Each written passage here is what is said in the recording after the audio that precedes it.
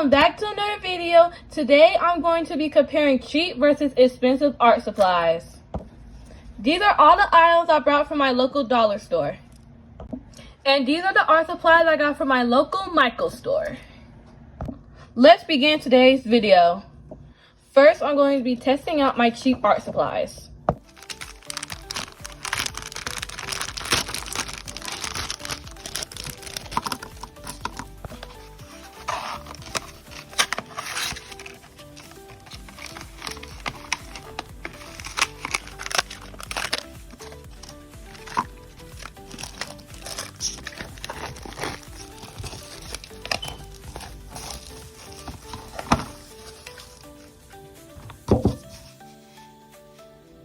Here are my cheap art supplies. I will first be testing them out on the sheet of paper before I paint on my canvas.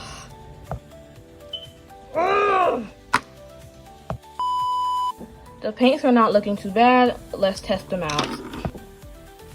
Here's our first brush. Let's use the color red. Let's see how this works. Ooh, okay. It's not bad, but like,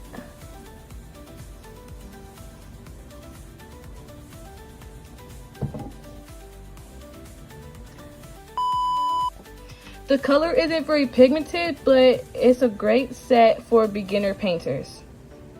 The brush itself is very spiky and hard to create straight lines with. Let's move on to the next brush. Next color we're going to be testing out is yellow. It will be very hard for it to layer, but the color itself is very highlighted and bright. Let's move on to the next brush and color. Right before I could even start using this brush, I realized that some of the stencils was falling out of it. But let's still test it out. The next color we're going to be using is green. This brush is a little bit better, but it's very similar to our first brush. Our next art supply isn't a paintbrush, but it's a foam brush. And the next color we're going to be using is blue. Oh, it didn't even get in there. Okay, wait, okay. Oh yeah, look at that, look at that. This is like, I like foam brushes because like it creates texture in your painting and helps with finishing touches. I really recommend these brushes if you're a beginner at painting. Now let's move on to our next brush. This brush is also a foam brush. It is very similar to our last one, but it is also wider. The next color we're going to be using is black.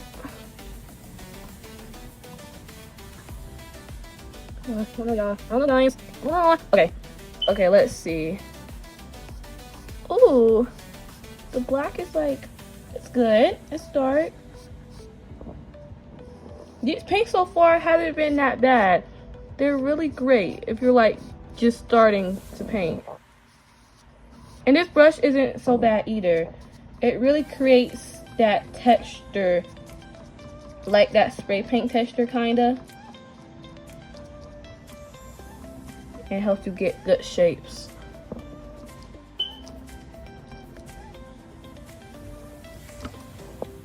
The last and final brush and color we're going to be using is white, and the brush we're going to be using is the brush that came with the paint.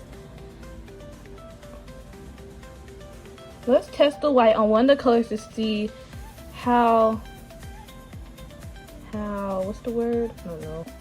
Guys, I know the word. It's pigmented, guys. I forgot it, but you know, I got it. The white paint is actually like really good. It's very pigmented and it covers the red, white, and mostly the green. And something that I noticed about this paint is that it dries fast. And it's not bad on the black either or the blue. But I do not like this paintbrush because you can see like the streaks through it and the lines, and that's not good. and you can't really create lines with it either. Like, it's not that good at all. Okay guys, we are done testing out our art supplies. Now let's move on to the canvas to paint the real painting.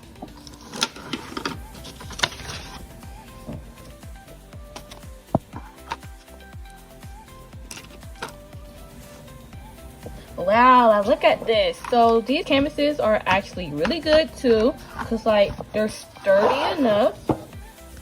Also, if you're beginning, see, like that's like really good.